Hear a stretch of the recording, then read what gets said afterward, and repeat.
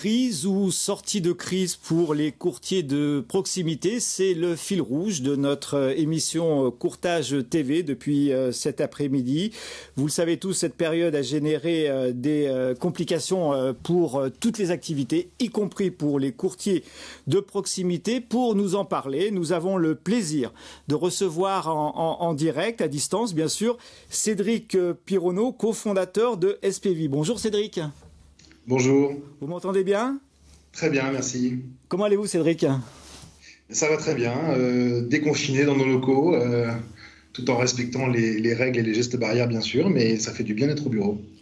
Bon, ça fait du bien d'être au bureau. Je suis ravi de vous voir même à distance. Alors, on va passer 13 minutes ensemble, Cédric, sur le sujet que vous connaissez parfaitement bien des courtiers de proximité, puisque vous travaillez beaucoup avec eux. Comment avez-vous trouvé, dans cette période de confinement, comment avez-vous trouvé, vous, l'activité des courtiers de proximité? Est-ce qu'il y a des éléments qui vous ont plus marqué que d'autres?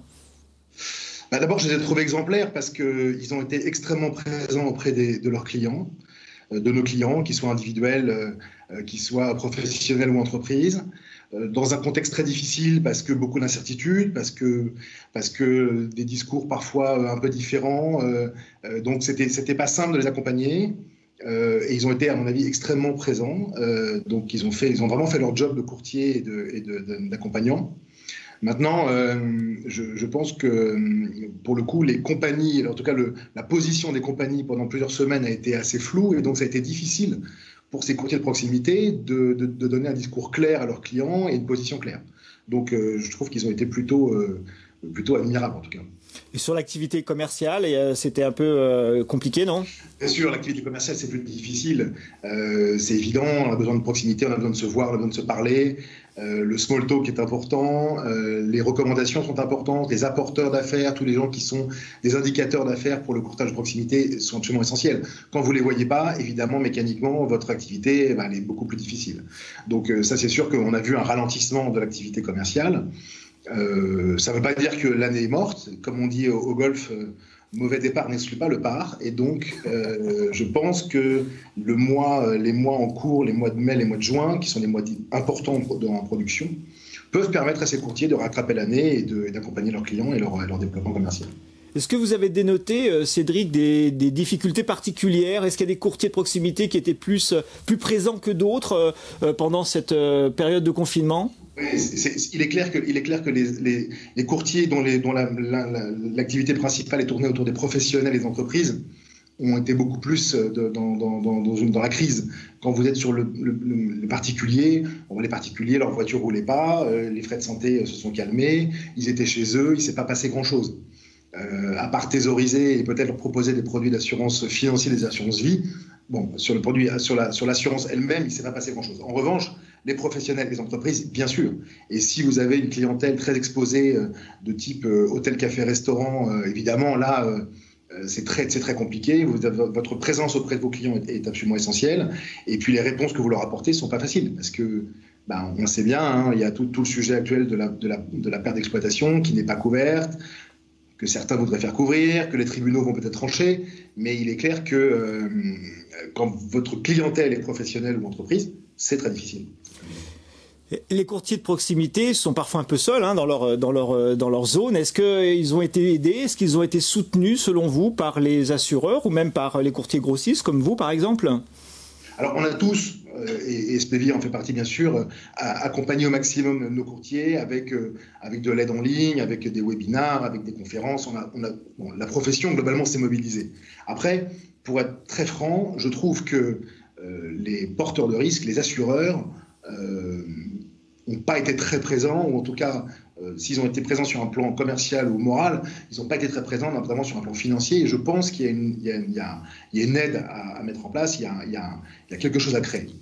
Ça fait partie de nos convictions, et on travaille d'ailleurs actuellement sur la création d'un fonds d'investissement, un fonds qui va permettre d'aider au financement de ces courtiers de proximité qui ont besoin d'investir, qui ont besoin de se digitaliser, qui ont besoin peut-être certainement de se regrouper. Ça sera sûrement une des conséquences de cette période difficile.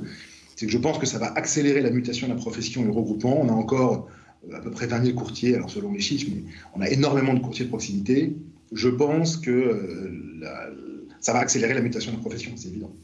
Alors vous nous donnez une nouvelle information, Cédric, vous nous parlez de ce fonds d'investissement, j'en avais pas entendu parler, c'est une première, vous pouvez nous en dire plus? Oui, absolument, c'est une première, on y travaille en ce moment, mais c'est vrai qu'on sent ce besoin pour des gens qui veulent s'installer, pour des gens qui veulent racheter des portefeuilles, pour des courtiers qui veulent peut-être passer de génération et passer la main à d'autres. Il y a un besoin de financement, on sait que les portefeuilles, ça coûte cher, qu'il faut les financer, que c'est pas facile, qu'en même temps, quand on est courtier, qu'on est un peu seul, il faut s'équiper en informatique, il faut faire du marketing, il y a beaucoup de moyens financiers qui sont nécessaires. Et donc nous, on s'est dit, comment est-ce qu'on peut accompagner ces courtiers? Bien sûr des produits, bien sûr du digital, bien sûr de l'accompagnement, mais allons plus loin et faisons un peu la vente, c'est-à-dire proposons-leur un accompagnement financier avec des partenaires bancaires. On est en train de travailler ce dossier, hein, donc effectivement c'est une première et je l'annonce ici, mais c'est vrai qu'on y travaille depuis un bon moment. On pense que ça va avoir le jour, je pense, à la rentrée. Mais je pense que ça va être une pierre angulaire, une pierre forte pour pouvoir aider les courtiers de proximité. Ouais. Donc c'est plutôt une très bonne nouvelle pour les courtiers de proximité et merci de nous en parler aujourd'hui en direct sur Courtage TV. Parlons de l'avenir, Cédric Perronneau. Positionnons-nous plutôt à septembre, à la rentrée et peut-être en 2021. Quel est votre sentiment sur l'évolution? Est-ce que cette période de confinement va marquer les pratiques commerciales? Est-ce qu'elle va transformer les offres de services? Est-ce que les résultats financiers vont être compliqués, difficiles en fin d'année? Je pense que d'abord, il ne faut jamais l'oublier, l'assurance suit l'économie. Donc, si notre économie se contracte, il n'y a aucune raison pour que le secteur de l'assurance ne se contracte pas. Ça, c'est assez basique, mais il est quand même bon de le rappeler. Après, je mets de côté l'assurance vie, c'est-à-dire les produits financiers, parce que là, pour le coup, leur sort sera certainement différent. Sur la notion de risque en elle-même, il est évident que quand les voitures ne roulent pas, quand on ne se rembourse pas en frais de santé, et qu'il n'y a plus de dégâts des eaux, ou très peu, mécaniquement, les primes vont baisser, ça va se contracter, les commissions de courtage, de rémunération des intermédiaires vont également se contracter. Donc, les mois qui arrivent et les années qui viennent vont être mécaniquement difficiles. Ça, je pense qu'il faut être absolument certain de ça. Maintenant, il y a quand même des signes qui sont des signes intéressants. D'abord, je pense que les pratiques commerciales, comme vous l'avez évoqué, vont évoluer. Et ce qui a été peut-être un peu banni à une époque, quand on parlait de la vente à distance, alors évidemment, hein, avec des bonnes pratiques, c'est évident, mais la vente à distance, la notion de vente digitale ou de vente à distance par téléphone ou en visio, comme on peut faire là, en ce moment ensemble, il n'y a pas de raison demain que ça ne prenne pas ses lettres de noblesse. Parce que finalement, on s'aperçoit que le digital, la distance, ça n'empêche pas les affaires, ça n'empêche pas de travailler, ça n'empêche pas d'accompagner des clients. Donc là, je pense qu'il va y avoir une évolution. Il va y avoir certainement aussi une évolution sur les risques. Parce que les risques ne sont plus les mêmes. On s'aperçoit tous que finalement, avoir une informatique qui ne marche pas aujourd'hui, ça vous met par terre complètement. Alors qu'on imaginait avant qu'on ne pouvait pas travailler quand on ne se voyait pas. Vous voyez, tout ça fait que les risques vont évoluer mécaniquement, donc les couvertures de risques vont évoluer. Le cyber va prendre une place prépondérante, c'est évident, dans les années qui viennent. Et puis, il va falloir adapter tous nos contrats à cette nouvelle vie, de façon de travailler, cette nouvelle mobilité, parce qu'on le voit aujourd'hui, les gens travaillent chez eux, travaillent à leur bureau, donc mécaniquement, ça va créer des risques différents. Donc voilà, ça c'est des pistes que je trouve très intéressantes, sur lesquelles nos équipes techniques chez SPV Assurance, mais également avec nos partenaires assureurs, on va travailler pour faire évoluer les choses et proposer des nouvelles garanties, des nouveaux contrats à nos clients courtiers et donc clients finaux. Vous avez lancé récemment, Cédric, un produit santé intergénérationnel, si j'ai bien compris. Est-ce qu'il va y avoir de nouveaux produits de masse qui vont évoluer de cette façon-là, selon vous? Alors, je ne vais pas tout dévoiler. On travaille à des produits. Il y aura des choses qui vont sortir. Déjà, juste un petit mot sur le Famille Plus, parce que c'est vrai que je pense que là, pour le coup, c'est une vraie nouveauté. D'ailleurs, on nous posait la question, on nous disait, mais pourquoi ça n'existait pas avant? Alors même nous, on s'est dit, oui, c'est vrai, pourquoi ça n'existait pas avant? Je pense que la raison, en fait, elle est simple. C'est qu'en fait, jusqu'à présent, les mutuelles, les complémentaires santé réfléchissaient en complément de la Sécu, comme leur nom l'indique. Et donc, quand on réfléchit en complément de la Sécu, on réfléchit en termes de souscripteurs de contrat et d'ayants droit. Or, en fait, nous, on a juste fait évoluer une notion. On s'est dit, non, on ne va pas s'intéresser aux ayants droit, on va s'intéresser aux gens qui sont des bénéficiaires. Et dans les bénéficiaires, il y avait un trou dans la raquette pour nous très clair, qui était les ascendants, les parents, les beaux-parents. Et ça, on a voulu vraiment retravailler là-dessus, faire évoluer les choses et peut-être, pour le coup, un peu casser les codes et un peu casser les barrières. Voilà. Après, on travaille sur plein de choses en laboratoire en ce moment, des produits de dommages, des produits plutôt vers le cyber. On réfléchit à l'affinitaire. Et puis, bien sûr, notre mainstream qui est la santé et la prévoyance sur tous les segments du marché. Parfait. Juste pour finir cet entretien, Cédric, d'un point de vue macro, sur le secteur de l'assurance, pensez-vous qu'il y a des risques à terme sur le secteur, sur les courtiers de proximité? Vous l'avez déjà un peu évoqué tout à l'heure, vous avez expliqué ce temps long de l'assurance, mais est-ce que finalement, et ces difficultés intrinsèques à la situation de la crise du Covid, mais 2020-2021, est-ce que le secteur va souffrir? Le secteur va souffrir comme l'économie globale va souffrir. Pas plus, pas moins. Maintenant, je pense que si on se réinvente, et là, je pense que le courtier de proximité a toute sa place, c'est que l'accompagnement des clients sur le terrain, il est absolument essentiel.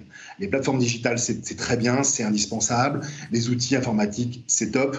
Mais l'accompagnement du client, sa problématique personnelle, physique, je veux dire, quand vous faites du risque de dommage, quand vous visitez un lieu, vous comprenez qu'une scierie, c'est pas le même risque qu'un restaurant. Voilà. C'est aussi basique que ça. Mais à un moment donné, si vous êtes proche de vos clients, si vous les accompagnez dans le terrain, c'est comme ça que vous gagnez des parts de marché. C'est comme ça que vous vous développez. Donc, moi, je pense que oui, il va y avoir des mutations. Les gens qui vont pas s'adapter tiendront pas mécaniquement. Voilà, ils auront du mal. Mais je pense qu'il y a des opportunités fantastiques. Et d'ailleurs, nous, on le voit parce que, comme vous le savez, on a développé la franchise SPV et on commence à avoir vraiment des gens qui viennent nous voir de plus en plus nombreux en nous disant mais comment est-ce que ça peut fonctionner? C'est quoi le plus? Comment ça marche? Qu'est-ce que vous mettez à nos dispositions? Nous, on a envie de cartonner, on a envie de conquérir des parts de marché. Aidez-nous à le faire. Et donc là, je pense que les grossistes ont une place absolument essentielle. Accompagnement, je l'ai dit, des produits, du service, financier bien sûr. Voilà. Là, je pense qu'il y a un marché qui va évoluer dans les mois et années qui viennent et qui va être, à mon avis, passionnant. Merci Cédric Pironneau de votre éclairage, de votre vision et puis de cette nouveauté que vous nous avez annoncée en direct. Longue vie bien sûr à SPV et à toutes ces innovations. Merci Cédric. Merci beaucoup. Merci, nous nous retrouvons quant à nous dans 2 minutes. À tout de suite.